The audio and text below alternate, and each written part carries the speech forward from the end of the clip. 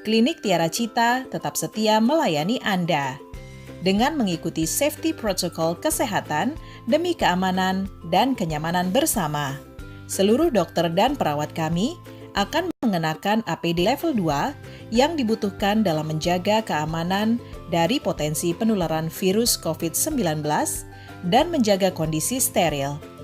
Seluruh ruangan klinik telah dibersihkan dengan desinfektan secara berkala.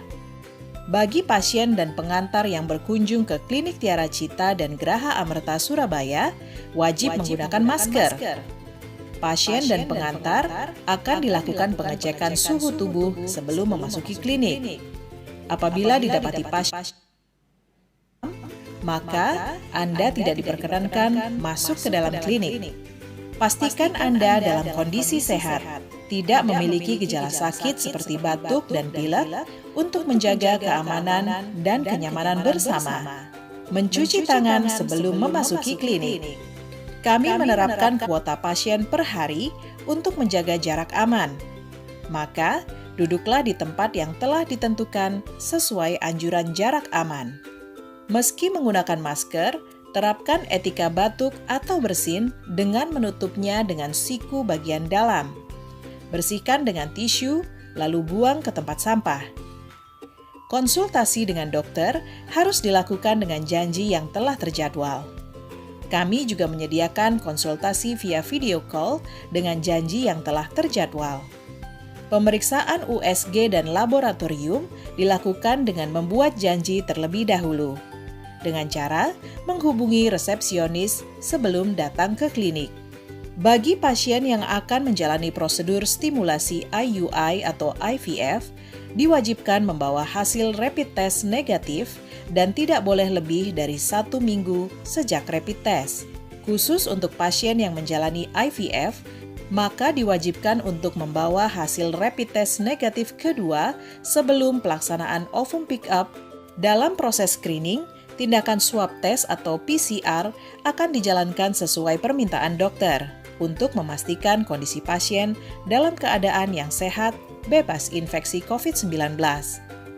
Apabila dalam pelaksanaan prosedur IUI atau IVF didapati gejala infeksi COVID-19 dan dibuktikan melalui swab test dan PCR dinyatakan positif COVID-19, maka proses IUI atau IVF akan dihentikan dan menunggu kondisi pasien sehat dan bebas infeksi COVID-19.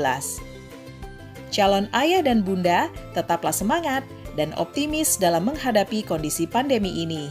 Tetaplah berdoa kepada Tuhan Yang Maha Esa, Anda akan berhasil mendapatkan keturunan dan juga mampu melewati pandemi ini. Klinik Fertilitas dan Bayi Tabung Tiara Cita dan Geraha Amerta Surabaya akan selalu setia mendampingi Anda. Bersama kami akan selalu ada harapan.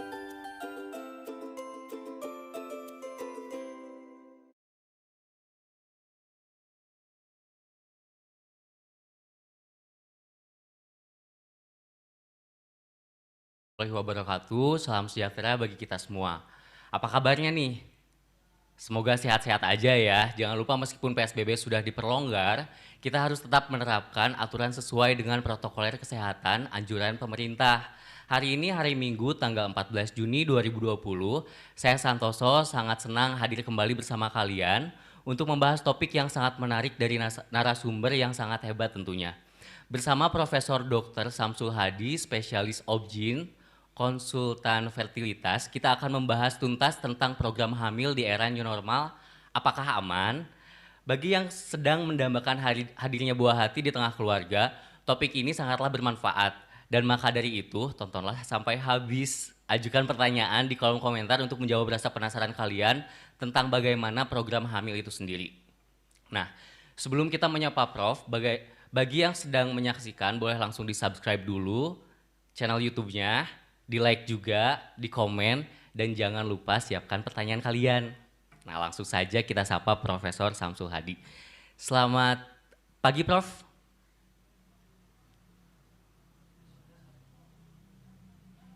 Yes.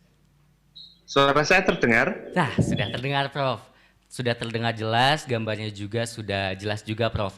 Gimana kabarnya, Prof? Alhamdulillah sehat. Alhamdulillah baik ya. Kalau misalkan di Bandung sih hari ini cerah, Prof. Kalau misalkan di Surabaya gimana? Pagi tadi hujan rintik-rintik, sekarang ini cerah. Oh, tadi pagi gerimis, sekarang cerah. Berarti mendukung kegiatan kita hari ini ya, Prof ya. Ya, Alhamdulillah. Kalau misalkan buat CV Profesor sendiri di sini sudah banyak pengalamannya ya, Prof ya. Sekarang juga Profesor sedang berpraktek di klinik fertilitas di Geraha Amelta Lantai 2, Rumah Sakit Dr. Sutomo Surabaya, betul Prof? Betul. Sama di klinik Tiara Cita di Rumah Sakit Ibu dan Anak Putri Lantai 4 Jalan Arif Rahman Hakim nomor 122. Ya, Prof ya. Ya, Prof, buat file presentasinya sudah disiapkan? Sudah siap sekarang. Ya, kita siapkan slide-nya. Ya. Boleh langsung saja, Prof. Mungkin di share screen dan memulai presentasinya. Soalnya di sini udah banyak yang nonton, Prof. Sudah tidak sabar juga mungkin untuk menanyakan hal-hal tentang program hamil. Ya. Boleh, sudah terlihat, Prof. Ya. Assalamualaikum warahmatullahi wabarakatuh. Selamat pagi, salam sejahtera. Alhamdulillah kita dipertemukan dalam kondisi sehat walafiat. Saya kira semuanya sudah tahu bahwa PSBB sudah mulai dilonggarkan dengan pakai istilah new normal. Kok ada new-nya ini apa sih? Normal ya normal, new ya new. Tapi ternyata memang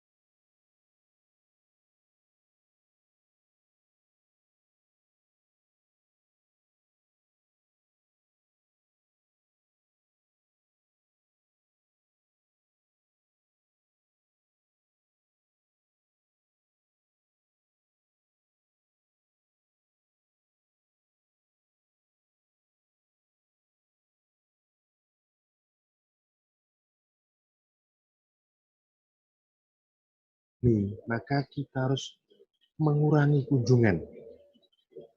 Jadi kunjungannya harus efektif, efisien, dan aman.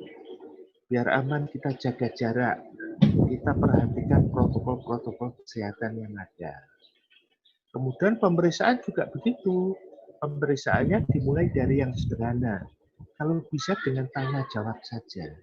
Karena tanya jawab ini kadang bisa membongkar. Contoh, misalkan, saya sudah 10 tahun kawin, tapi suami saya di Jakarta, saya di Surabaya. Wah ya, tentunya sulit untuk hamil. Ya, karena sperma tidak bisa dikirim lewat LTH. Jadi pemeriksaan sederhana kadang-kadang bisa membongkar penyebab infertilitas. Jadi lebih baik kita mulai dari tindakan yang tidak terlalu agresif dan aman. Dan yang nomor 3, taat pada aturan, yaitu APD, alat untuk diri, sterilitas, dan sedapat mungkin marem.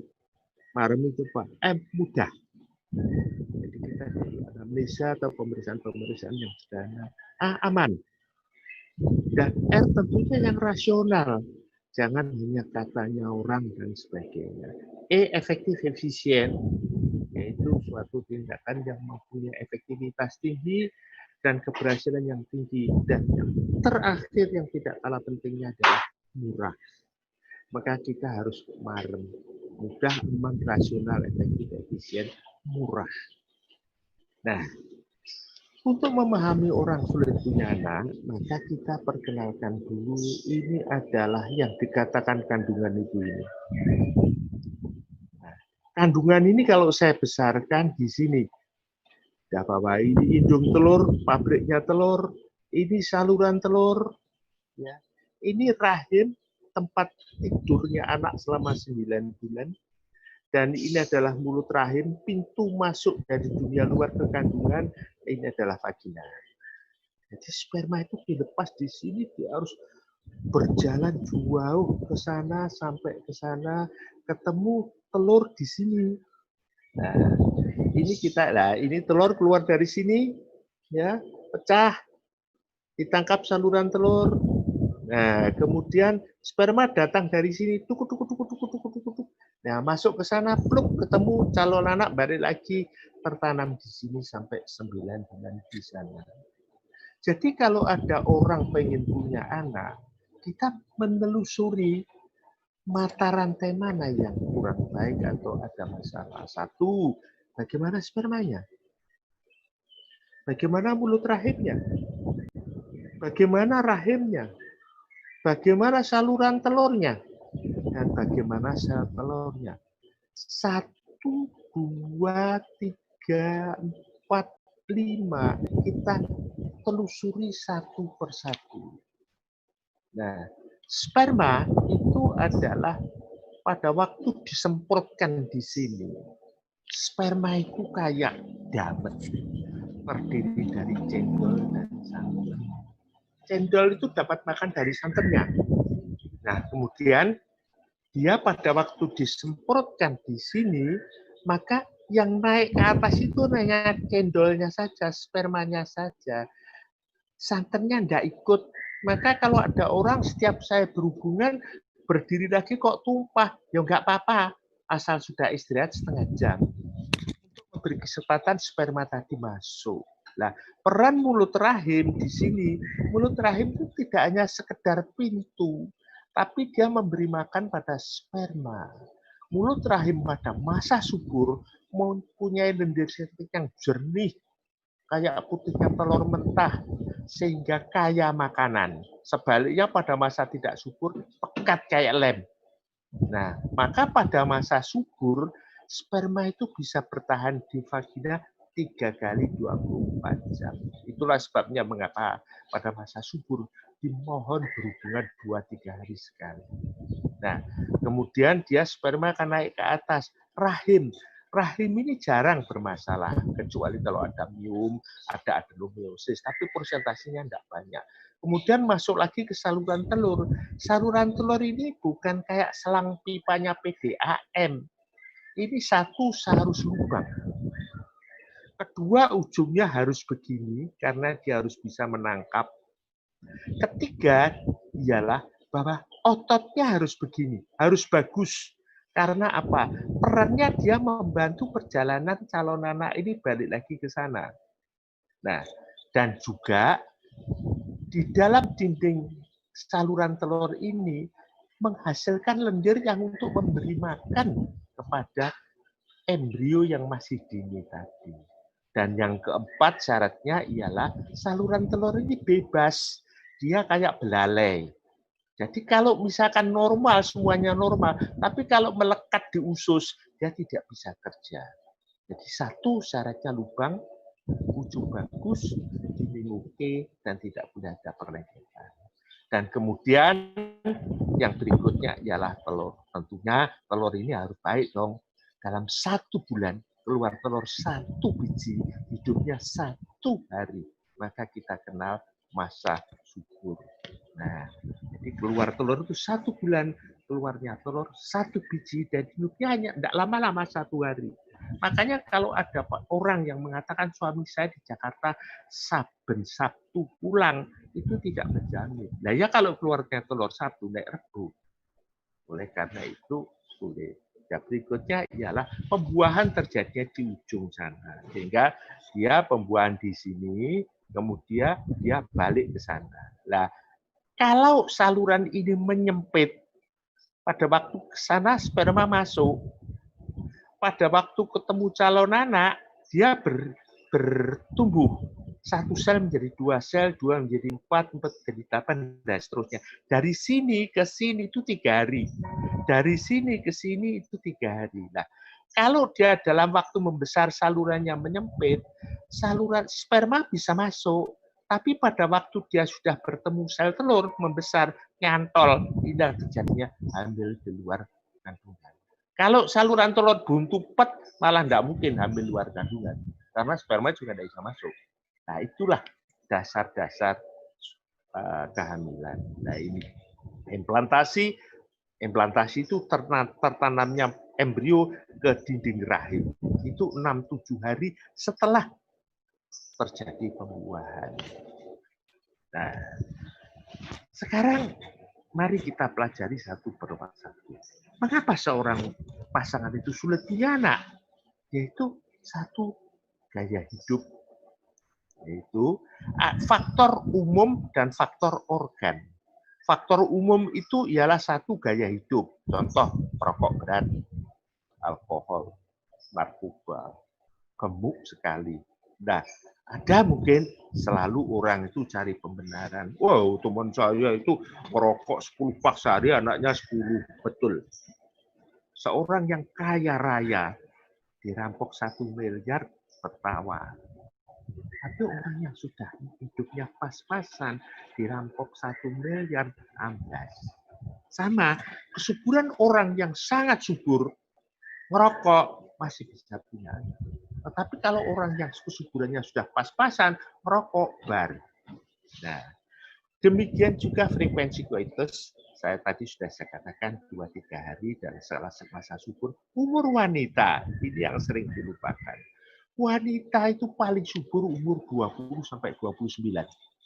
Umur 30 itu sudah mulai going down. Kenapa going down? Karena pada saat itu sel telur sudah banyak mengalami kelainan kromosom, istilah dokternya aneuploidy. Nah, mulai umur 30 turun, tapi yang turun tajam umur 35. Umur 40 ambles. Oleh karena itu, masa reproduksi yang bagus seorang wanita itu antara 20 sampai 35. Jadi kita tidak boleh enak-enakan. Makanya wal ngasri demi waktu. Juga lama infertilitas. Orang yang berusaha hamil lebih dari 3 tahun belum hamil, pasti ada kelainan. Karena apa? Oh, sudah berusaha 3 tahun kok tidak hamil. Dan sebagainya. Nah, kemudian ini faktor organ, sel telur, saluran telur, dan sperma. Nah, mulut rahim dan rahim jarang sekali ada masalah. Ini hanya 5% saja. Nanti kita bahas yang di sini. Nah, gaya hidup. Nah ini, gemuk. Gemuk ini adalah sangat mempengaruhi semua. Balik lagi, oh teman saya itu gemuk anak iya akeh. Betul, sama. Kesuburannya itu seseorang itu berbeda-beda. Kapan yang disebut gemuk? Gemuk itu ukurannya body mass index BMI, berat badan dalam kilo dibagi tinggi badan dalam meter kuadrat. Ini tidak boleh lebih dari 25 kilo. Dan BMI ini ada grade 1, 2, 3. Makin berat BMI-nya, makin tinggi BMI-nya, makin besar untuk terjadinya suatu infertilitas. Cara kedua yang lingkar perut. Lingkar perut tidak boleh lebih dari 80 cm. Pria 90 cm. Nah, ya juga tadi sudah kopi itu tidak boleh lebih dari 2 cangkir sehari, alkohol, rokok, lingkungan. Nah, lingkungan. Ada beberapa orang yang hidupnya sebagai tukang cat misalkan. maka tiap hari dia akan menghirup terpentin. Juga misalkan kalau dia bekerja di pengeboran minyak, tiap hari dia menghisap minyak dan sebagainya. Itu sangat toksik. Nah, yang tidak boleh dilupakan juga ialah seringkali kita sudah ada penelitian. Kalau kita beli bakso atau soto yang panas, saya tidak bawa rantang, maka saya pakai plastik. Plastik ini akan terurai. Dan ini kalau sering terjadi, ini racun untuk sperma. Nah, oleh karena itu hati-hati. Ada hal-hal kecil yang bisa mempengaruhi kesuburan. Nah, kapan masa subur? Nah, siklus haid. Haid itu adalah dari awal ke awal. Mulai mens ke mulai itu namanya siklus. Nah, siklus haid itu ada yang 28, ada yang 38 atau 35. Kalau 28, maka pecahnya telur di tengah-tengah sampai haid lagi ini 14 hari. Di sini juga 14 kalau 28. Kalau 35, 14, 21. Nah, sehingga yang tetap itu adalah antara keluarnya telur atau pecahnya telur atau ovulasi sampai haid yang akan datang. Oleh karena itu, masa subur bukan dihitung dari haid yang lalu, tapi dihitung dari haid yang akan datang. Kalau siklusnya 28 memang adil 14 hari, 14, 14. 35, 14, 21. 38, 14, 23. Kalau hanya 24, 14, 10. Nah, oleh karena itu masa subur itu tergantung dari tanggal haid yang akan datang. Nah, untuk mengetahui kapan masa subur, itu cara yang paling mudah. Tentukan kira-kira kapan tanggal haid yang lalu, kurangilah 16. Kenapa kok 16? Kita memberi kesempatan di sini 2 hari.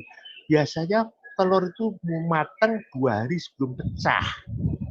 Sehingga kalau ini adalah kita tentukan kurangi 16, kemudian, nah ini kan maju mundur, yes. Maka ini kita tambah 10 biasanya. Nah, disinilah masa subur, saya minta hubungan 2 hari sekali. Itu cara yang paling sederhana.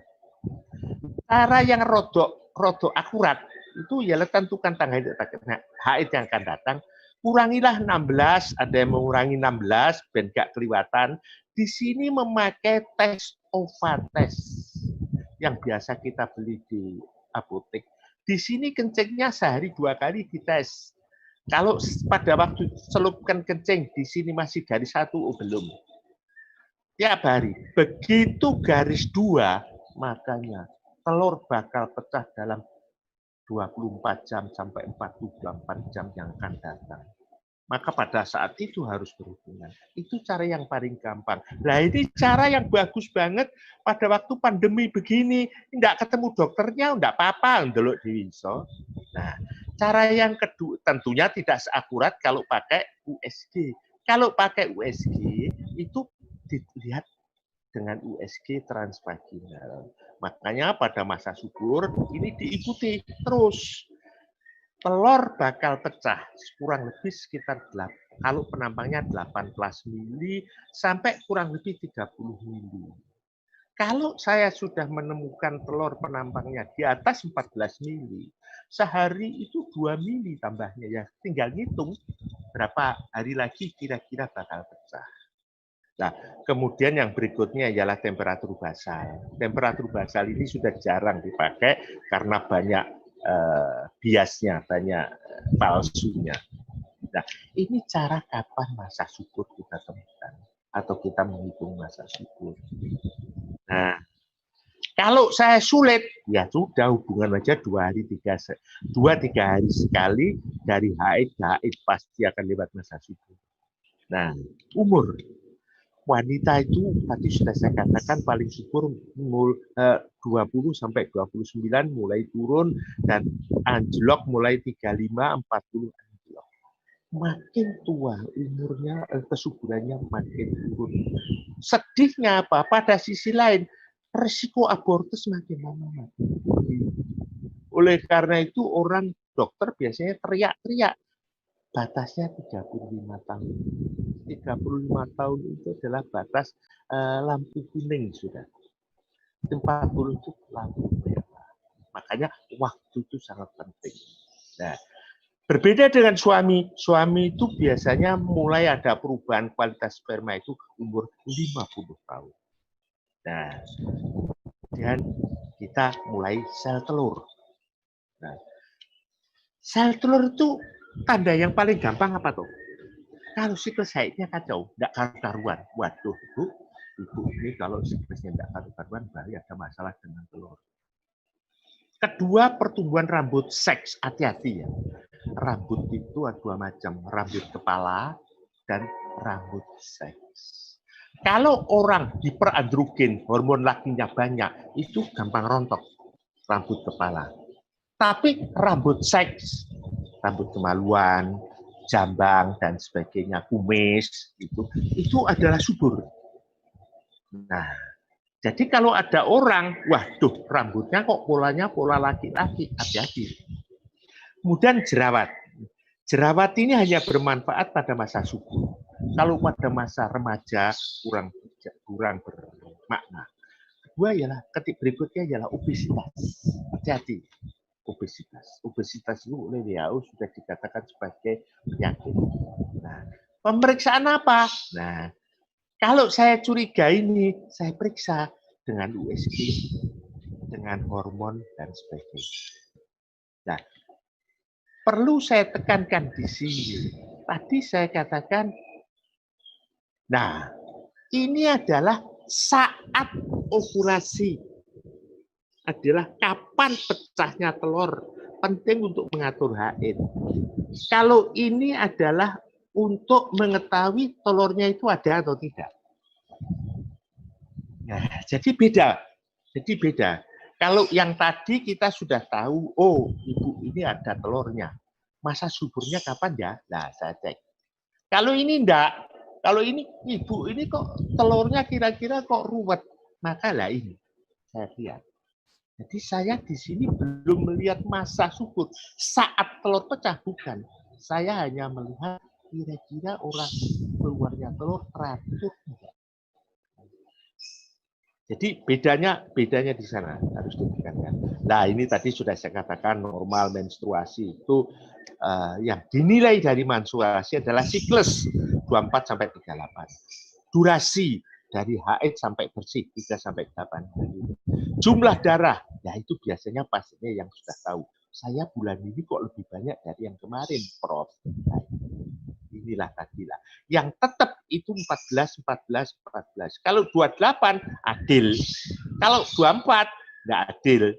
Kalau 38 ya 14, 24 dan sebagainya. Nah, sekarang saya pada saluran telur. Ini saluran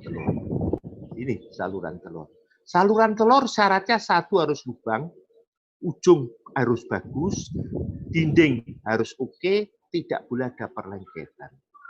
Untuk mengetahui saluran telur, caranya mudah bisa pakai foto HSG, hysterosalpingografi. Dengan ronsen, maka jaringan lunak, otot, dan sebagainya, rahim, kalau saya foto tidak akan kelihatan. Kalau bapak ibu pernah lihat foto dada, yang kelihatan tulang rusuk, parunya sendiri gambarnya hitam. Sama, kalau seorang ibu saya ingin mengetahui saluran telur, saya suruh tidur, saya foto, tidak saya apa-apain, tidak kelihatan apa-apa. Biar kelihatan bagaimana, saya buntu, saya semprotkan cairan. Nah, makin sedikit, lama banyak, diberi tekanan, maka kalau ini lubang akan tumpah ke sini. Nah, jadi kalau foto yang saya foto itu adalah rongga rahim dan rongga saluran telur. Bukan dindingnya rahim, no. Maka nanti kita harus hati-hati. Berbeda dengan teropong. Kalau teropong itu ialah ini rahim, kepala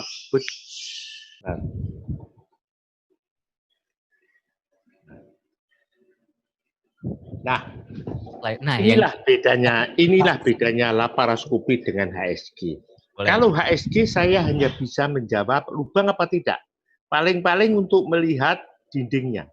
Tetapi kalau saya dengan laparoskopi, saya bisa mengetahui saluran telur itu besarnya seberapa, ujungnya bagaimana, ada perlekatan atau tidak, dindingnya bagaimana, penyebab kalau ada perlekatan penyebabnya endometriosis atau karena infeksi, dan sekalian saya bisa koreksi. Cuma cacatnya ialah laparoskopi ini dengan operasi. Nah, makanya kalau pasien saya datang ke saya pertama kali operasi nyonya, oh langsung balik kanan. Nah, makanya padahal ini adalah suatu informasi yang paling komplit. Tapi dalam keadaan pandemi, memang ini dipending dulu kalau tidak sangat perlu.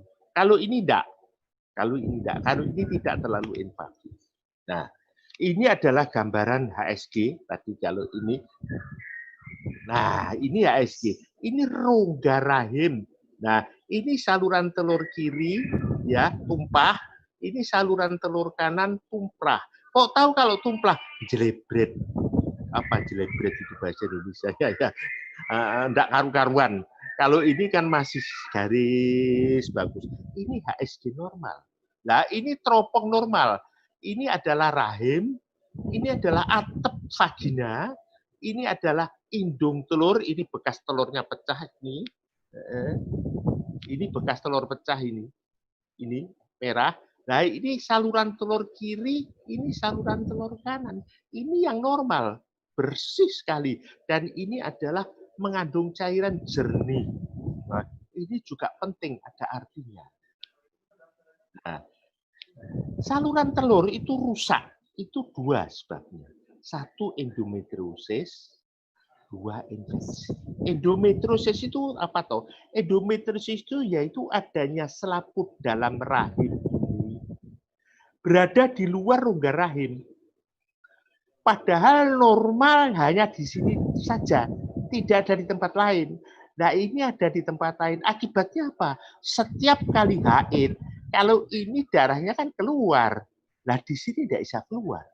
Akibatnya apa? Makin lama makin banyak dan menimbulkan perlengketan. Dan klinisnya apa? Nyeri. Apa itu nyeri haid? Apa itu nyeri berhubungan? Apa nyeri berak? Dan sebagainya. Atau nyeri panggul kronis yang tidak tahu sebabnya. Nah, berikutnya ialah ada kista coklat di hidung telur. Dan yang pasti kesuburannya menurun. Nah, salah satu ini kita mencurigai adanya endometriosis. Biasanya kalau infertilitas dikombinasi dengan ini atau dikombinasi dengan sana, kita curigai endometriosis. Kalau infeksi, itu apa tanda klinisnya? Nyeri panggul, sering keputihan berbau, dan pernah operasi panggul, apa appendix pecah, apa kehamilan ektopik, kehamilan di luar kandungan. Ini semua akan menyebabkan saluran telurnya buntu atau terjadi perlekatan, atau terutama kalau kista coklat, ini indung telurnya akan rusak. Cadangan telurnya makin lama makin habis. Nah, ini endometriosis ini. Ini adalah rahim yang tidak saya belah, pasti dibelah. Ini indung telur kiri, ini saluran telur kiri, ini indung telur kanan, saluran telur. Ini ada pelenik-pelenik begini. Ini endometriosis. Ini sudah jahat. Karena apa? Dia mengeluarkan cairan, dia meracuni embrio. Kalau ini grade 2 sudah mulai ada perlengketan. Nah, kalau ini sudah meriah, grade 3 sudah ada kista coklat. Ini kalau dibiarkan makin lama telurnya habis. Nah, kalau ini adalah infeksi yang berat. Nah, di sini rahimnya bagus, saluran telur ini air right, di sini dikasihkan, di sini tidak tumpah, bendol. Di sini juga bendol. Setelah saya kita teropong ini hasilnya. Nah, berarti saluran telurnya buntu, makin besar hidrosalping namanya, maka dindingnya makin tipis. Padahal kalau saya melakukan operasi, yang bisa saya perbaiki hanya membuat lubang kembali. Sehingga kalau sudah terlanjur dindingnya tipis, dikasih lubang pun tidak akan bisa berfungsi. Ini adalah akibat infeksi masa lalu yang berat. Saat ini infeksinya sudah tenang. Nah, ini adalah perlekatan ringan. Ini saluran telur sebelah kiri, ini adalah ada perlengketan. Kalau perlengketannya masih begini, ini bagus hasilnya, dilepaskan. Ini dilepaskan, kalau tidak infeksi lagi, angka kehamilannya normal, angka kehamilan spontan maksud saya, ini bisa menjadi baik. Jadi kalau semacam ini tidak bisa diobati, harus dioperasi. Cuma masalahnya kalau masa pandemi begini ini juga persyaratannya khusus. Nah, kalau sudah perlengketan kayak begini, ini rahim, ini saluran telur kiri, ini kanan, saya perbaiki percuma. Tidak akan ada gunanya. Karena apa? Rusak sudah. Dindingnya saluran telur sudah kaku. Saya mampu membuat lubang, tapi untuk apa salurannya kalau jadi seperti selangnya PDAM? Jadi tidak ada fungsinya. Jadi memperbaiki itu bukannya memperbaiki anatomi, struktur, tapi juga memperbaiki fungsi. Nah, sekarang yang terakhir sperma. Ini buah pelir, ini adalah gudangnya, ini adalah fast different. Nah, sehingga sperma itu dari sini Nah, di sini dalam menganalisa sperma ada 3 parameter mayor. Satu, konsentrasi berapa juta per cc. Kalau dulu 20 juta per cc dikatakan normal. Sekarang batasnya 15. Yang gerak berapa? A itu gerak maju ke depan progresif, B itu adalah gerak lambat, C itu adalah gerak di depan. Kalau dulu 50%, sekarang 40%. Morfologi bentuk. Bentuknya yang bagus itu adalah kepalanya lonjong, kemudian di kepalanya ada akrosom, ada bornya, ada lehernya, ada ekornya tidak bercabang. Morfologi normal ini 15%, sekarang kita hanya 4%. Kalau kelainannya pada jumlah, oligozoospermi. Kalau kelainannya pada gerak, astenozoospermi. Kalau kelainannya pada bentuk, teratozoospermi. Nah, seringkali salah paham. Orang kalau sudah diperiksa sperma, obatnya apa, Prof? Sperma analisa ini adalah gejala klinik. Sama saja saya bilang, saya sakit panas, malaria panas, tipes yo panas, COVID yo panas. Nah, apa sebabnya? Jadi gejala ini adalah gejala klinis, sebabnya macam-macam, harus dicari dulu dan itulah yang diobati. Dan belum tentu semuanya bisa diobati. Ini ahlinya adalah andrologi. Kalau saya ahli gini, bukan ahli, spesialis. Kalau ahli itu sombong banget. Spesialis andrologi dan spesialis ginekologi. Untuk melihat bagaimana dari rangkuman tadi, maka ada kelompok wanita itu pasien infertilitas itu kelas ringan, sedang, atau berat. Kalau umur istri kurang dari 30 tahun, oh masih kelompok ringan. Lama kawin 1-2 tahun, oh ringan. Siklus haidnya normal, oh telurnya ada itu. Berarti nyeri panggul tidak ada, oh, alhamdulillah. Berarti kemungkinan belum tentu ya, kemungkinan besar endometriosnya tidak ada. Riwayat operasi, darah putih bau juga tidak ada. Spermanya normal, oh itu hijau. Skornya 6, bagus. Kalau 2 itu, waduh umur istri 30-35. Kawin sudah di atas 2 tahun dan sebagainya, ada gangguan haid dan sebagainya. Makanya kelompok 2 sedang. Kalau misalkan kawinnya 1-2 tahun, haidnya teratur, ini semua. Ininya sudah 35 atau 30, langsung jadi kuning. Jadi langsung jadi kuning. Nah, kalau kelasnya begini, sudah umurnya istri lanjut, kawin di atas 3 tahun, tidak pernah datang haid, ini semuanya makanya kelas berat. Nah, kalau sudah kayak begini, meskipun pandemi, kita terombol. Karena apa? Ditunggu makin lama makin berat.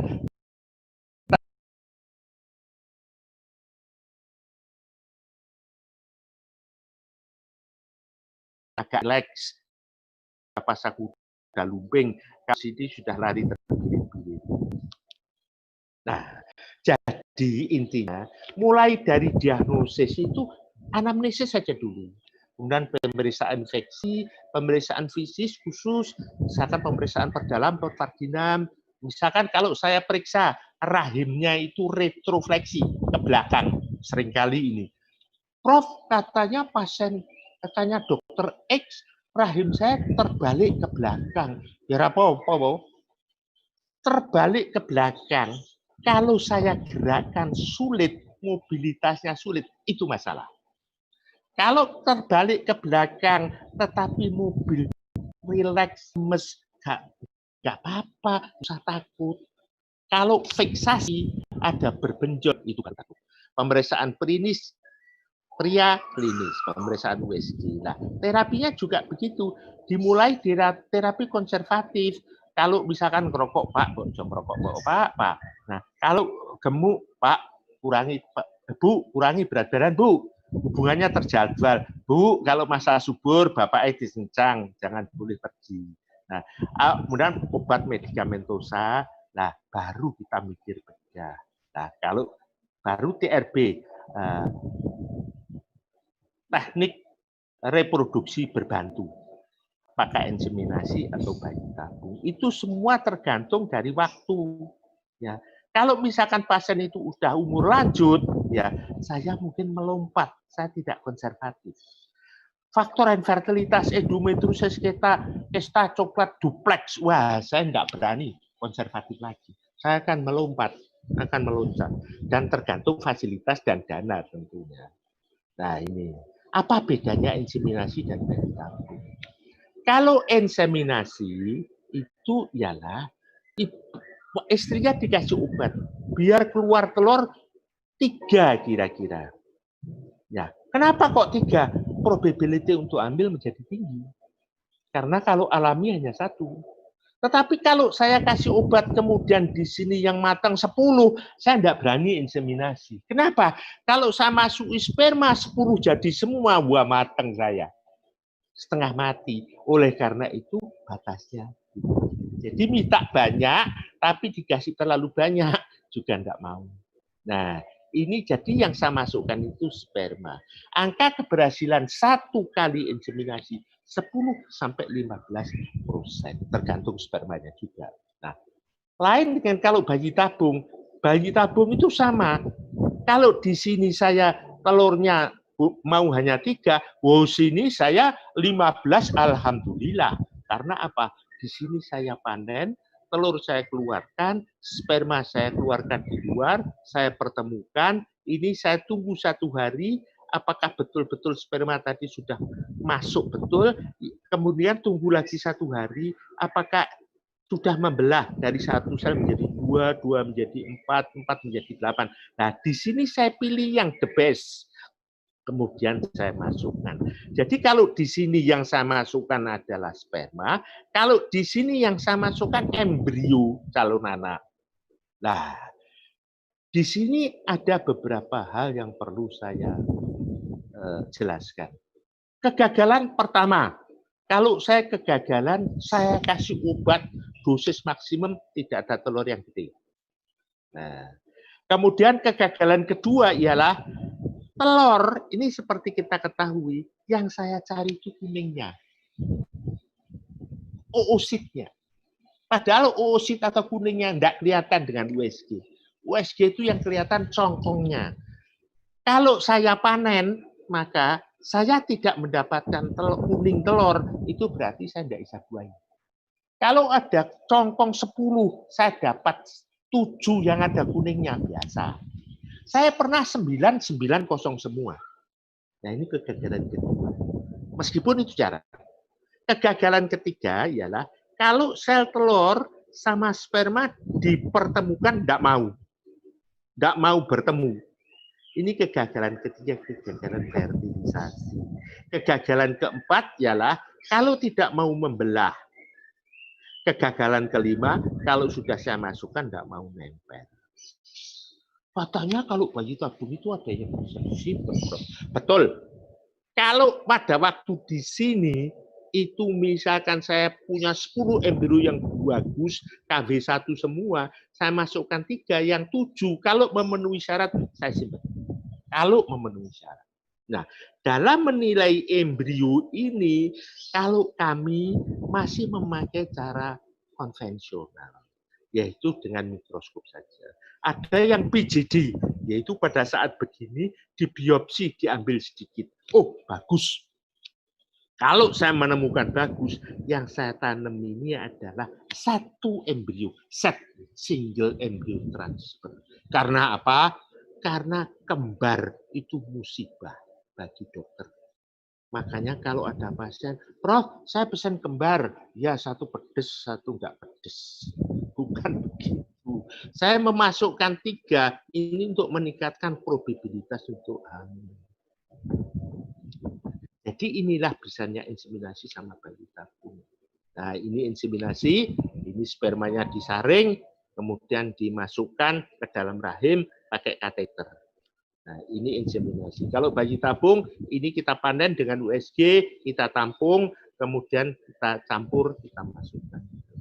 Nah, jadi secara garis besar, Pak Sutri itu pertama kali apa? Sperma. Karena mudah, murah, aman. Ya.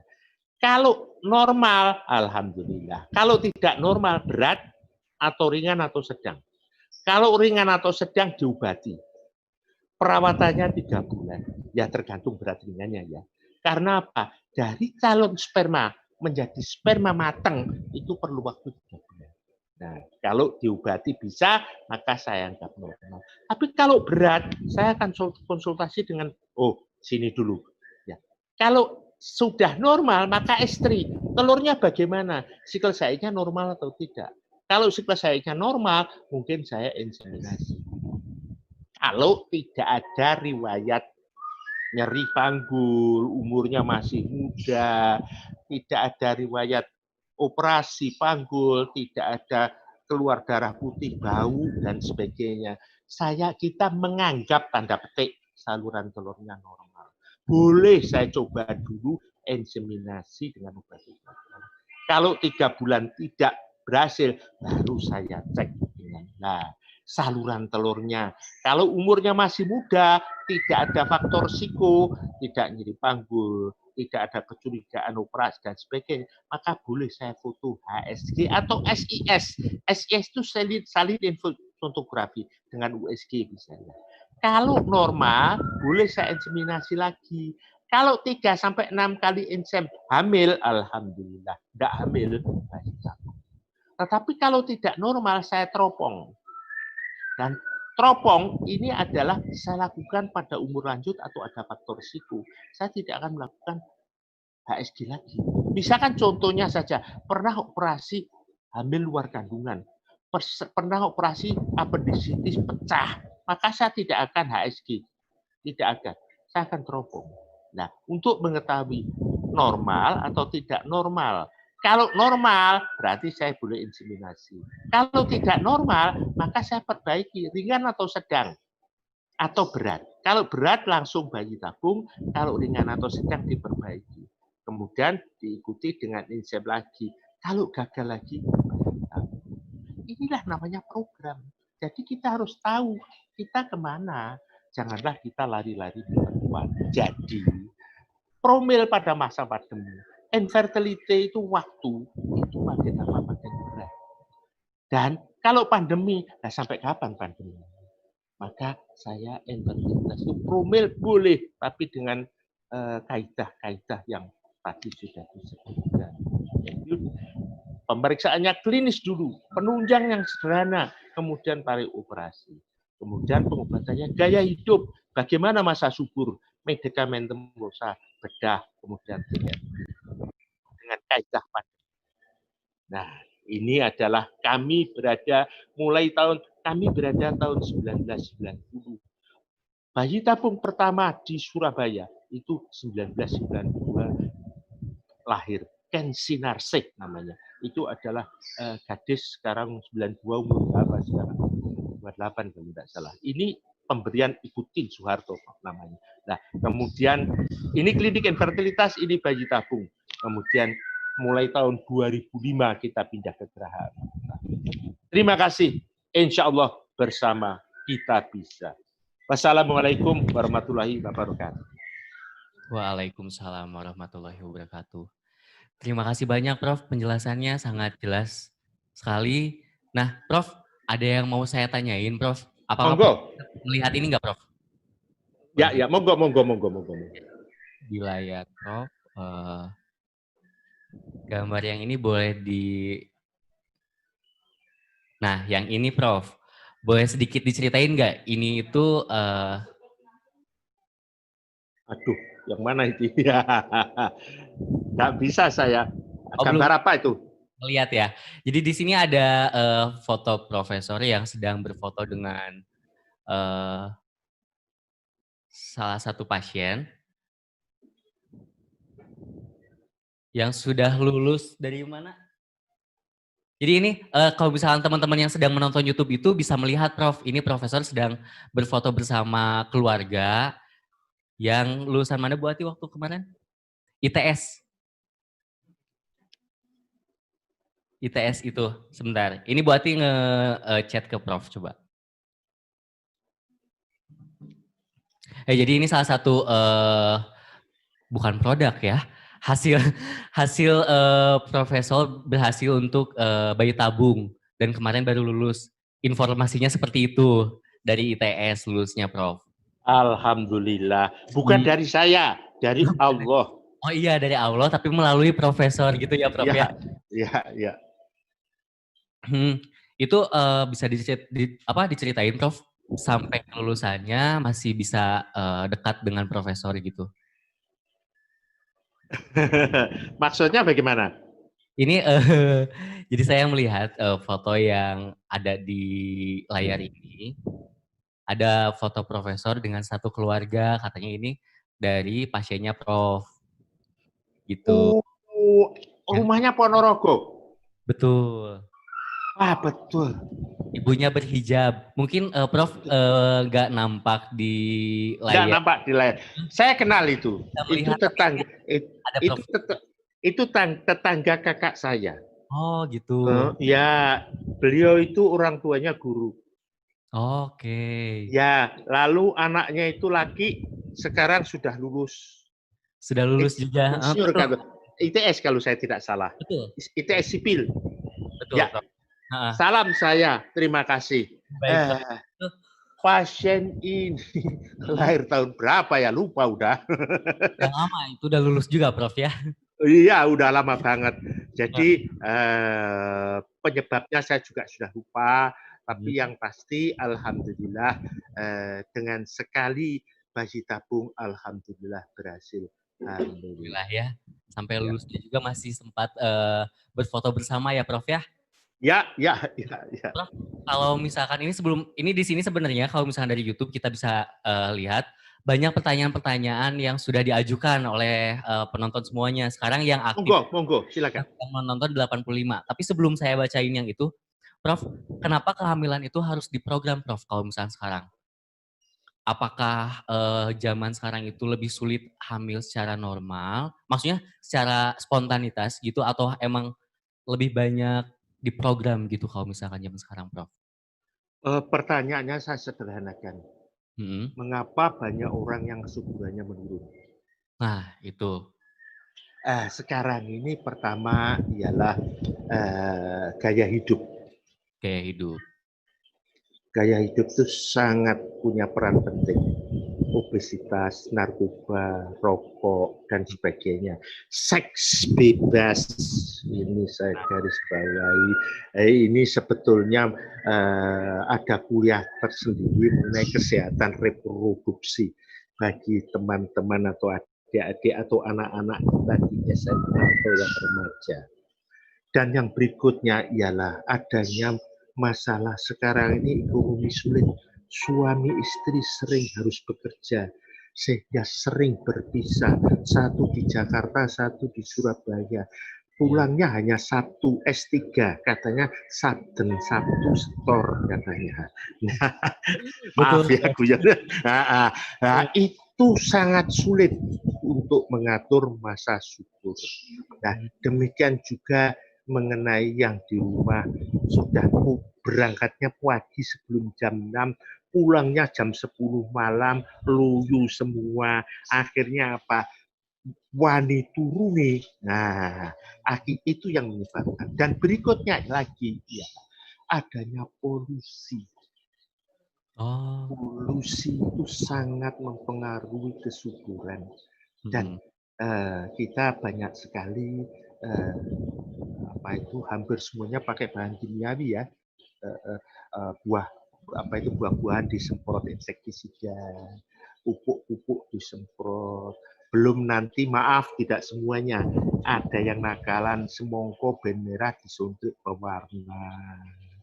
Nah, pupuk bulat kesenangannya cucu saya itu. Ben tetap renyah digoreng pakai plastik. Nah, ini semua adalah akan membuat, dan tadi sudah saya katakan, Bang repot-repot beli bakso panas pakai plastik lagi. Ya, hal-hal semacam. Belum saya mengatakan beras ben putih dikasih pemutih. Nah, ini semua adalah menyebabkan angka infertilitas semakin lama semakin menurun. Seperti itu. Jadi emang harus menjaga kesehatan dan gaya hidupnya mungkin disesuaikan ya Prof ya untuk betul.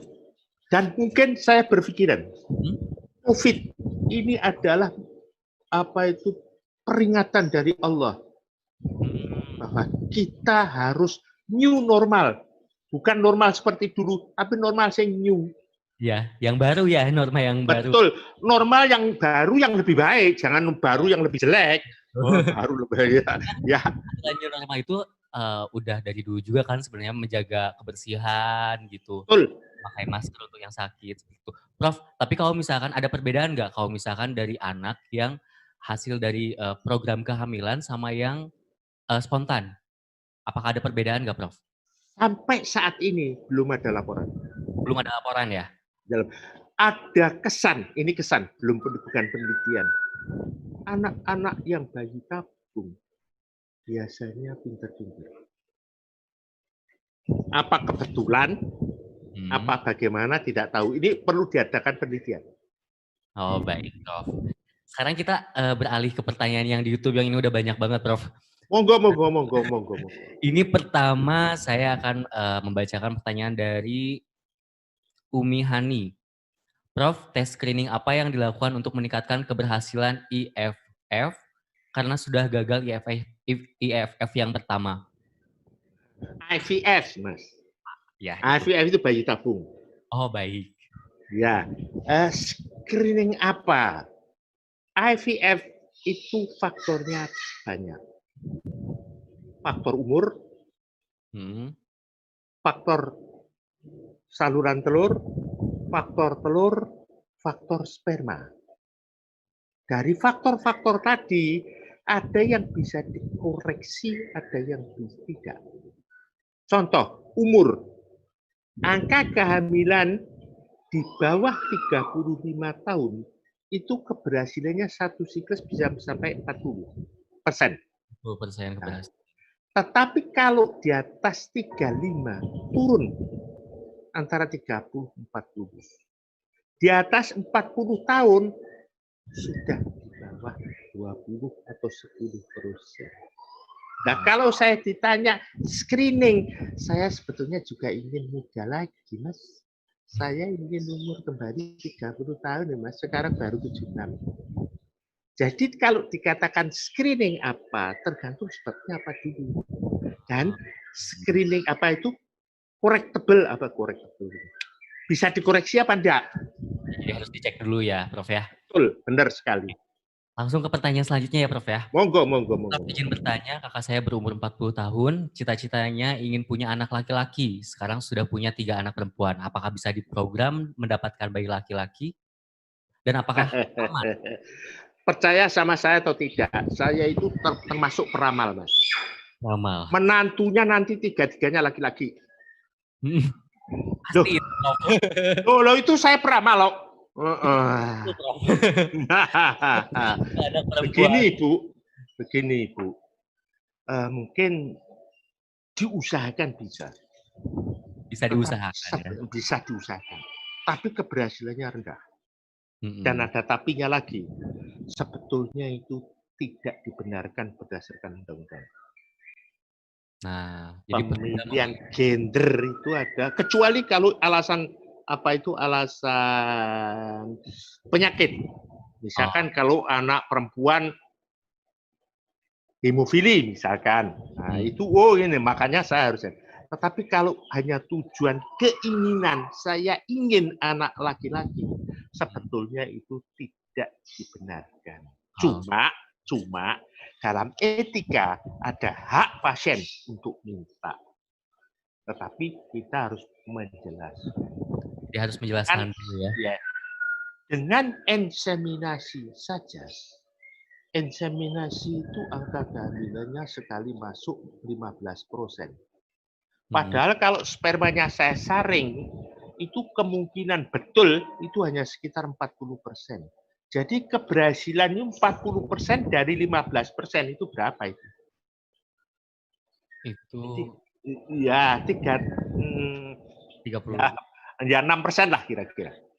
Jadi kita tolong Bu, mohon maaf. Tetapi saya kadang-kadang tidak bisa menyalahkan. Karena apa?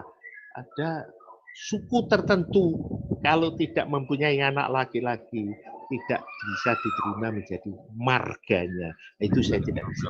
Ada beberapa ya. Ya. Oke. Kembali ke pertanyaan selanjutnya. Mungkin tadi pertanyaannya bisa terjawab juga oleh Ibu Aram pertanyaan. Selanjutnya izin bertanya Prof, saya dengan Ibu Mimin dari Jawa Barat. Prof, usia saya sudah 41 tahun. Apakah masih ada kesempatan untuk saya program hamil terutama di masa pandemi? Sebagai info, head saya cukup teratur. Bisa berarti ya Prof ya? Bagus. Ibu belum pernah punya anak ya? Belum. Belum. Ini Ibu. Sepertinya belum sih. Ini beliau tidak menyebutkan Prof, tapi sepertinya ya. belum. Kalau 41 tahun belum punya anak, kami sebagai dokter itu berusaha membantu. Tetapi dengan satu catatan, angka kehamilannya rendah. Ya, jadi kami tidak akan menolak Ibu, kecuali kalau Ibu sudah menopause itu lain lagi ngomong saya. Ya, kalau Ibu masih mens, kita tidak bakalan menolak. Akan tetapi kita sadar bahwa dompet saya tipis, cadangan telur saya tinggal tipis. Mens bukan indikator untuk adanya telur dan tidak. Jadi bisa Ibu, tapi sadar bahwa keberhasilannya rendah. Sudah jelas juga. Pertanyaan selanjutnya dari Ibu Kiki, Bandung. Prof, maaf bertanya, perlukah kita screening genetik carrier sebelum program kehamilan? Selama ini tidak lazim kita lakukan pemeriksaan genetik. Karena apa? Satu, ya apakah ada riwayat keluarganya kelainan kelainan genetik. Kedua ialah kalau saya ingin ada kelainan genetik, berarti saya tidak bisa bayi tabung konvensional. Saya harus pakai PGD, pre-implantation genetic diagnosis. Nah, itu adalah belum semua rumah sakit mampu. Nah, dan ketiga ialah itu pun probability-nya tidak 100%. Jadi tidak dilakukan secara rutin, tetapi dilakukan pada indikasi-indikasi yang tertentu. Baik. Selanjutnya lagi dari Ibu Rianti, Jakarta.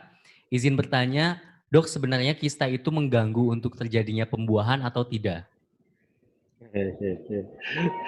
Kenapa saya tertawa? Ini sudah berapa kali ditanyakan ke saya. Tapi tidak apa-apa. Apa toh kista itu? Nah, kista itu ialah kantongan yang berisi cairan. Tempatnya bisa di otak, bisa di mata, bisa di mulut, bisa di usus, bisa di mana saja. Tetapi kalau di kandungan, tempatnya di hidung telur banyak. Nah, kista itu sendiri dibagi dua. Kista patologis dan kista fisiologis. Telur mateng itu kista. Saya ngobati kok enggak keluar kista, enggak keluar telur mateng, nangis saya. Kenapa? Oh, kok duit banyak, enggak betul. Jadi yang dikatakan kista diwaspadai ialah kista patologis. Kista patologis pun ada bermacam-macam. Isinya apa? Apakah air? Apakah lendir? Apakah darah? Nah, yang mana dulu? Nah, kalau isinya darah, itu namanya kista coklat atau endometrioma. Apakah itu mempengaruhi kesuburan? Yes. Nah, tetapi kalau itu berisi cairan, belum tentu. Berisi lendir, belum tentu. Jadi itu jawabannya, Mas. Jadi kista apa dulu, Ibu? Jangan nangis dulu, Ibu. Jadi mari kita telaah satu persatu. Baik, jadi kista itu ada beberapa jenis juga ya Prof ya? Bukan banyak, Mas. Banyak. Banyak banget, jadi emang harus diperiksain dulu itu kistanya jenisnya. Iya. Iya. Baik Prof. Next, ada dari Ibu Anti. Prof, saya sudah 2 kali insem dan masih belum berhasil. Bila merencanakan bayi tabung, apakah ada risiko untuk umur 43 tahun? Kalau saya umur di atas 40 tahun, saya direct bayi tabung. Bayi tabung saja, angka keberhasilannya di bawah 20%, ada yang mengatakan di bawah 10%. Apalagi insem. Jadi kalau saya, bukan berarti tidak mungkin hamil, mungkin. Masih mungkin. Tetapi ya, kemungkinannya sangat kecil sekali. Jadi saya kira direct bayi tabung. Kalau masih pengen anak lo ya. Tapi ya jangan menganggap pasti berhasil, no. Baik, Prof. Selanjutnya lagi, ini dari Surabaya dengan Ibu Siti, 34 tahun. 1 tahun yang lalu pernah inseminasi 1 kali tapi tidak berhasil. Kira-kira untuk mencoba inseminasi berikutnya, lebih baik menunggu berapa lama, Prof? Sekarang ini sudah kaset. Kalau saya insem sekarang, bulan ini insem, bulan berikutnya saya sudah berani insem lagi. Oh bisa, bulan berikutnya? Bisa, direct, kecuali kalau ada kista fisiologis yang tidak pecah. Oh gitu, jadi bulan selanjutnya setelah tidak berhasil masih langsung bisa dilakukan ya Prof ya? Betul, 3-6 kali tidak berhasil bayi tabung. Oke, baik, 3-6 kali tidak berhasil langsung bayi tabung. Next pertanyaan, ini antusiasmenya dari para penonton sangat bagus sekali Prof. Sangat alhamdulillah. Nanti mungkin saya infokan juga kalau misalkan nanti ada beberapa pertanyaan yang belum terjawab, boleh ya Prof ke WhatsApp-nya di Klinik Tiara Cita di 081 333 80 8400. Ke sana boleh ya Prof ya? Boleh sekali. Soalnya ini udah 1 jam, Prof masih bersedia untuk menjawab beberapa pertanyaan lagi, Prof? Waduh, saya ini pengangguran, Mas. monggo, welcome. Tanyakan lagi beberapa pertanyaan. Dari Ibu Ike Januari. Usia pernikahan saya sudah 6 tahun dan masih belum diberi momongan. 3 tahun kebelakangan ini sudah mulai konsultasi untuk ikut promil. Inginnya promil alami dulu namun belum berhasil. Itu gimana? Ya, begini Ibu. 3 tahun ikut promil program hamil. Tadi saya katakan bahwa tadi ada flowchart, ada algoritma, yaitu bahwa spermanya bagaimana, kemudian telurnya bagaimana, kemudian saluran telurnya bagaimana, kemudian kita akan step by step. Kalau dengan konvensional, dengan cara biasa tidak berhasil, saya langsung cek dulu apa betul yang saya lihat. Misalkan contohnya saluran telur tadi saya katakan normal hanya berdasarkan klinis. Hanya berdasarkan tidak nyeri, tidak pernah operasi, tidak pernah keluar darah putih bau, dan sebagainya, dan sebagainya. Maka saya cek dengan laparoskopi atau HSG. Nah, kalau ada kelainan, saya koreksi. Kalau tidak ada kelainan, inseminasi. Inseminasi 3-6 kali tidak berhasil, bayi tabung. Dan saya tidak menyebutkan usia perkawinan 6 tahun. Umurnya berapa? Nah, kalau umurnya sudah mendekati 35, hati-hati. Itu kira-kira. Nah, jadi waktu dan waktu itu harus diperhatikan. Harus diperhatikan ya waktunya. Yes, yes. Baik. Selanjutnya dari Devi, usia 27 tahun, menikah 1 tahun 6 bulan, hubungan rutin pada masa subur 3 hari sekali, ada kista Endometrioma. 4 cm. Kista tersebut harus diangkat atau masih bisa program alami, Prof? Gini, kalau betul endometrioma, kalau dengan cara alami tidak berhasil dalam sekian waktu, apalagi kawinnya sudah 1,5 tahun kalau saya tidak salah, maka saya harus melakukan laparoskopi.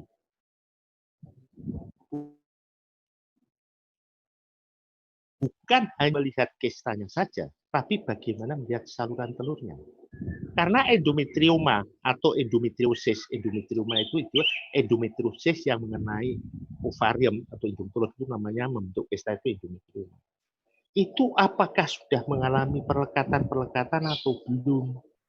Nah, kemudian pada waktu itu kalau memang mengalami perlekatan, dikoreksi, sekalian kistanya diambil, kemudian saya ikuti hamil normal monggo 3 bulan atau ensem, lalu kita program IVF kalau gagal. Karena apa? Hati-hati. Endometrioma itu angka kekambuhannya mendekati 50% dalam 5 tahun. Oh. Jadi kalau sudah saya operasi endometrioma, itu belum titik baru koma.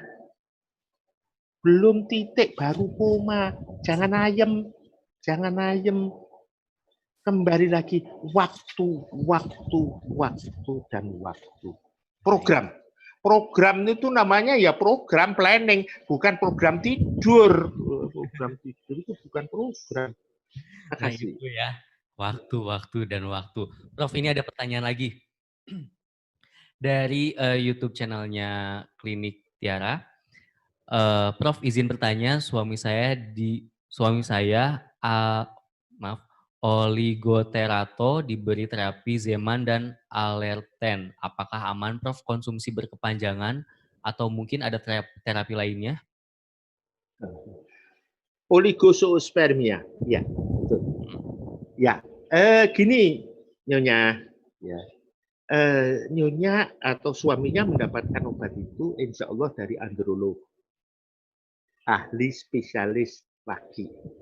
Saya kira lebih baik berobat ke spesialis laki untuk dicari sebabnya apa. Tadi saya katakan, kelainan sperma itu gejala. Sebabnya banyak. Sama saja saya ngomong panas tadi, tipes yo panas, malaria yo panas, demam berdarah yo panas, obatnya lain. Nah, makanya itu lebih baik datang ke androlog. Nah, setelah datang ke androlog, nah diskusikan kira-kira ada harapan apa tidak. Kalau tidak membaik terus, ya ensem atau bayi tabung.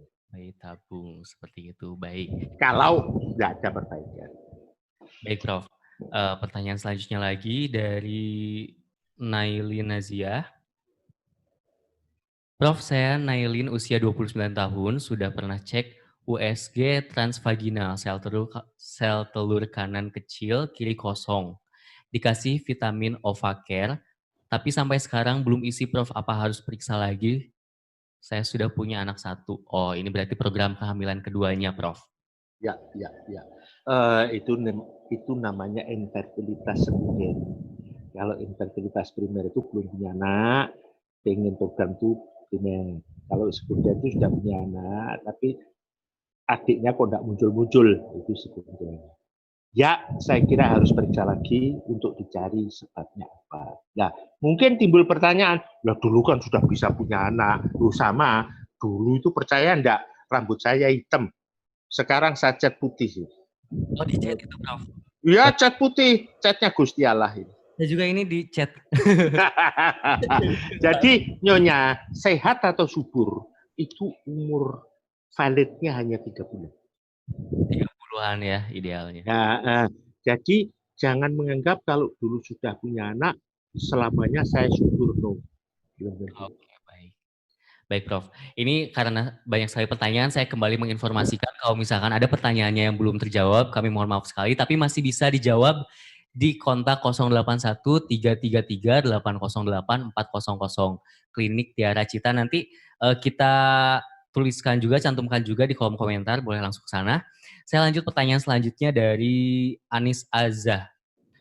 Dok, kalau wanita usia 28 tahun, head tidak teratur, head juga flek saja, dan sudah usia 1 tahun menikah.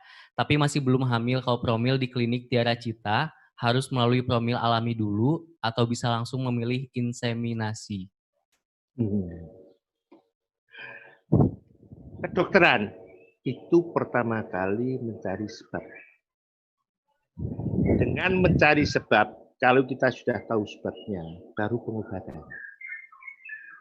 Jadi kalau Nyonya mengatakan saya umur 28, haid kacau, flek-flek. Berarti saya harus mencari sebab. Kenapa kok begitu? Secara kasar saya mengatakan, oh ini berarti telurnya keluarnya tidak benar. Dan mungkin obes gemuk. Nah, kalau itu saya sudah tahu, saya obati dulu.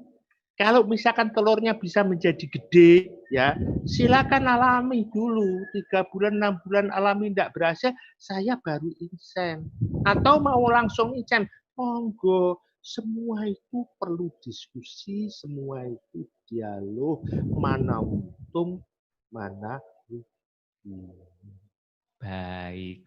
Nah, Prof, kalau misalkan ini kan mengenai program kehamilan itu ada step by step-nya nggak, Prof? Misalkan udah merencanakan kehamilan, hal-hal yang harus dilakukan dari awal sampai akhir itu prosesnya seperti apa? Boleh dijelaskan mungkin, Prof?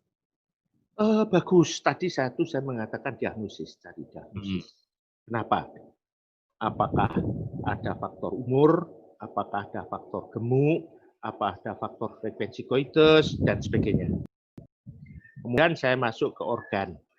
Apakah ada kelainan telur, saluran telur, atau sperma, atau mungkin uterus. Nah, kalau itu bisa dikoreksi, kita koreksi. Kalau tidak bisa dikoreksi, maka saya akan melompat ke arah yang lebih tinggi, yaitu ke arah operasi. Jadi urutan secara kaku tidak, tetapi urutan secara garis besar, yes. Cari diagnosis dulu. Nah, diagnosisnya ini berat, ringan, fatal, atau tidak. Nah, kemudian baru kita pilih obat apa yang cocok, atau perawatan apa yang cocok pada pasien ini. Nah, apakah saya melompat langsung ke bayi tabung, atau saya obati dulu? Yang kadang-kadang bikin pusing kepala saya ialah, kalau ada misalkan contohnya saja, umur 42 tahun, fatal ini. Mestinya idealnya harus bayi tabung. Terus jawab, Prof, saya enggak punya duit. Lah ini, pusing saya. Langsung saya menang, diem, saya langsung lenger-lenger. Nah, ini adalah dokter itu mikirnya hanya bukan dari segi medis, juga dari segi sosial dan segi kejiwaan. Tapi buat saya tidak apa-apa, seperti tadi 42 tahun inseminasi. Kalau mungkin mampunya inseminasi, mau apa?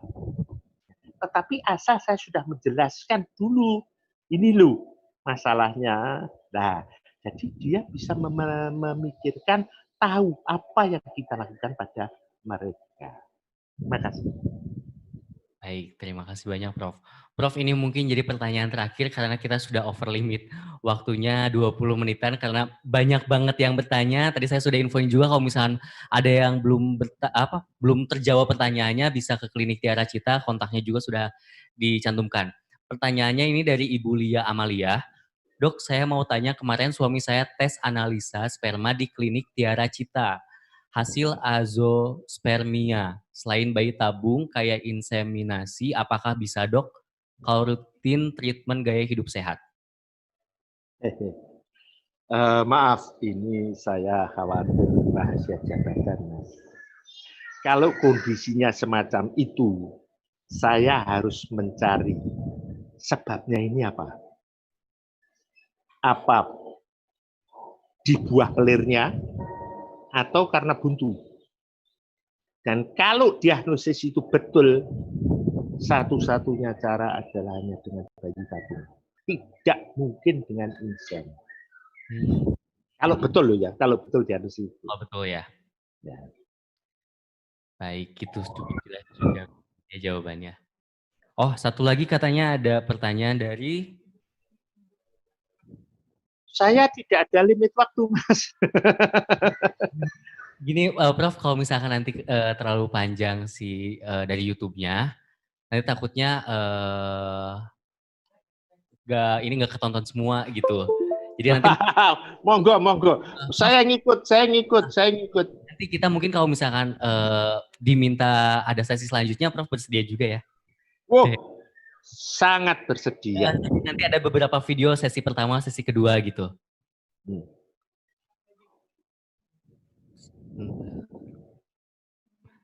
Nah, yang tadi Bu Mimin pertanyaannya nyambung lagi, bagaimana cara saya bisa mengetahui kalau saya punya cukup telur walau haid saya teratur? Saya masih belum punya anak, Prof. Umur berapa? 41. Cek AMH. Cek AMH. AMH. Betul. AMH. Tetapi kalau cek AMH, maaf, di laboratorium yang mengerjakan sendiri. Maksudnya begini, kalau saya ambil darah sekarang, kemudian saya simpen, penyimpanan itu bisa mempengaruhi hasil. Tahu saya bagaimana?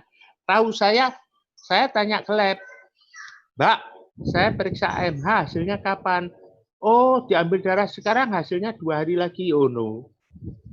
Tapi kalau saya ambil darah sekarang, hasilnya kapan? Oh, hari ini, nanti sore ya boleh. Jadi cek AMH itu hati-hati. AMH itu sangat peka. Pemeriksaan yang kurang benar, teknik pemeriksaan maksud saya, yang kurang benar, mempengaruhi hasil. Jadi cek AMH. Harga normal AMH 1,2 sampai 4 nanogram per ml.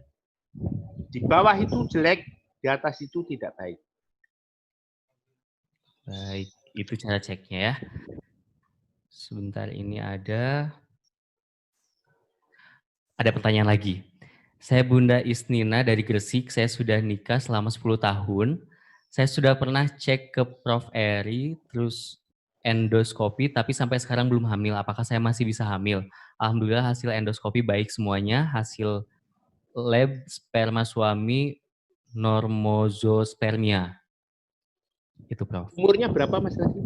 Umurnya di sini tidak menginfokan Prof pertanyaan.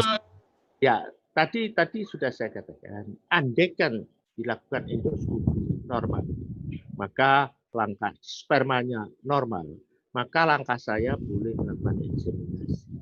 Inseminasi 3-6 kali tidak berhasil, kasih tabung. Bukan terus berdiam diri. Karena hati-hati, umur.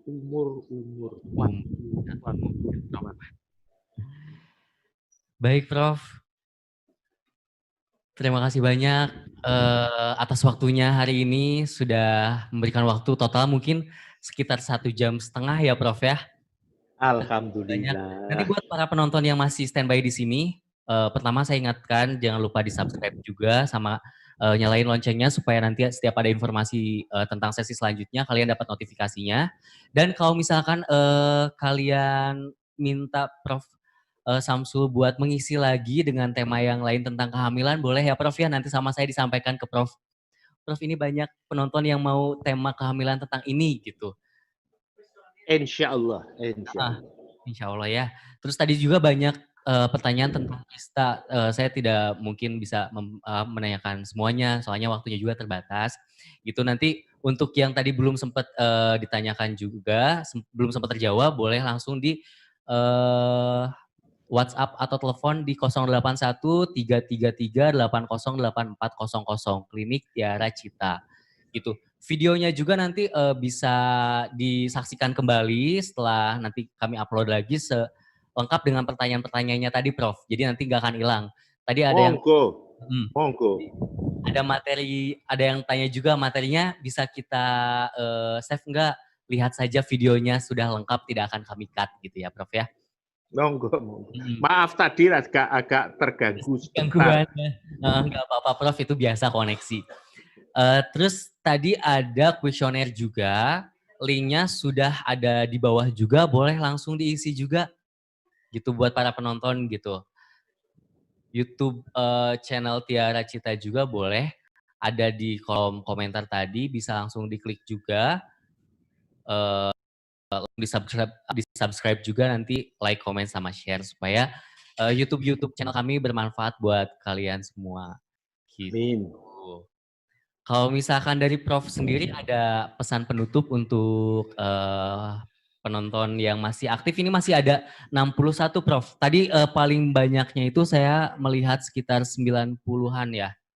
90-an, 90 lebih Prof yang menonton dalam waktu bersamaan cukup banyak. Oh, pertanyaannya maksudnya.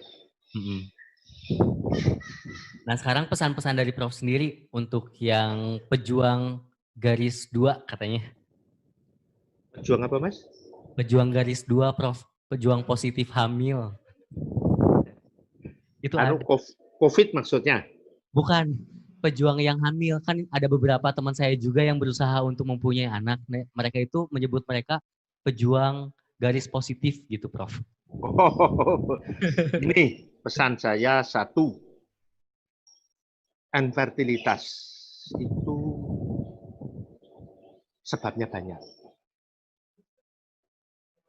Dan sebab-sebab ini akan menjadi tambah berat dengan berjalannya waktu. Hati-hati dalam hal umur.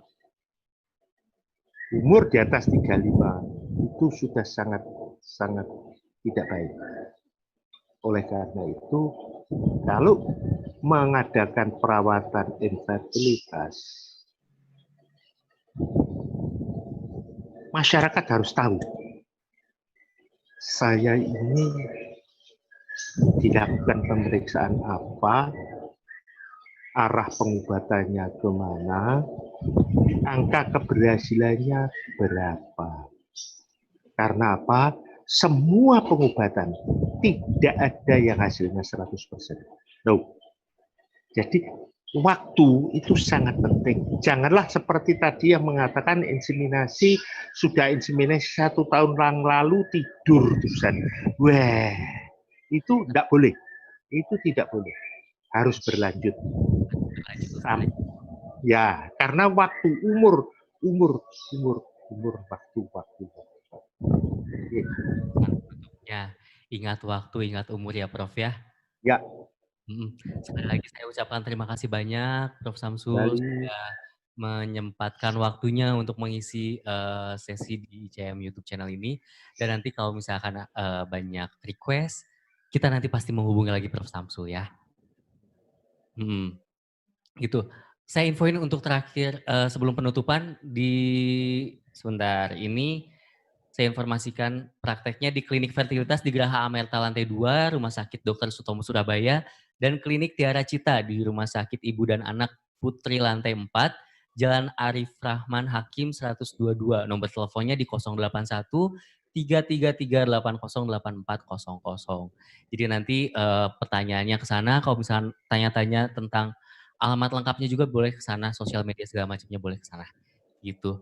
Prof, terima kasih. Saya tutup acara hari ini. Teman-teman jangan lupa di subscribe, like, dan share juga buat teman lainnya supaya cepat-cepat mendapatkan momongan. Terima kasih. Selamat siang. Assalamualaikum Maaf kalau ada kesalahan. Ya, sama-sama, Prof. Ya. Assalamualaikum warahmatullahi wabarakatuh.